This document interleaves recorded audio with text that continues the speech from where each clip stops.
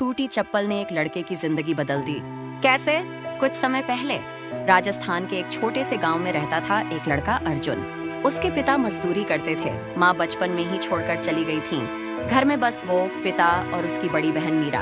अर्जुन के पैरों में एक पुरानी चप्पल थी, तला फटा हुआ, पट्टी टूटी हुई। हर रात वो एक पतले तार से उसे सिलता था ताकि अगली सुबह स्कूल जा सके। स्कूल में बच्चे उसे टूटी चप्पल बुलाते थे, हंसते थे। एक दिन क्लास में एक लड़के ने उसकी चप्पल उठाकर खिड़की से बाहर फेंक दी। पूरी क्लास में ठहाके गूंजे। अर्जुन ने नंगे पैर चलकर वो चप्पल उठाई। उसकी आंखें भीगी थीं, लेकिन उसने किसी को दिखाया नहीं। उस रात वो बहन मीरा के सामने बैठा था। कहना चाहता था, दीदी मुझे नए जूते चाहिए, लेकिन वो जानता था मीरा दीदी की तनख्वाह तो पिताजी की दवाइयों में ही खत्म हो जाती थी। उसने कुछ नहीं कहा, बस फिर से तार उठाया और चप्पल सिलने लगा। दिन बीतते गए, चप्पल और टूटती गई।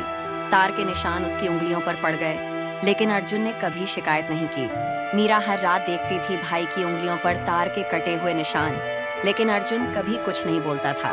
एक रात मीरा ने चुपचाप अर्जुन की वो चप्पल उठाई। उसे देखा, उसके हाथ कांप गए, आंखों से आंसू गिर पड़े। कुछ हफ्तों बाद स्कूल के सामने एक जूतों की दुकान थी। दुकानदार ने अर्जुन को आवाज लगाई, ये लो बेटा, ये तुम्हारे लिए है। अर्जुन ने हैरानी से पूछा, लेकिन मेरे पास पैसे नहीं हैं। दुकानदार मुस्कुराया, पैसे? तुम्हारी बहन 3 महीने पहले आई थी, उसने अपनी 3 महीने की तनख्वाह पेशगी देकर ये जूते बुक कराए थे। अर्जुन ने जूतों का डिब्बा खोला।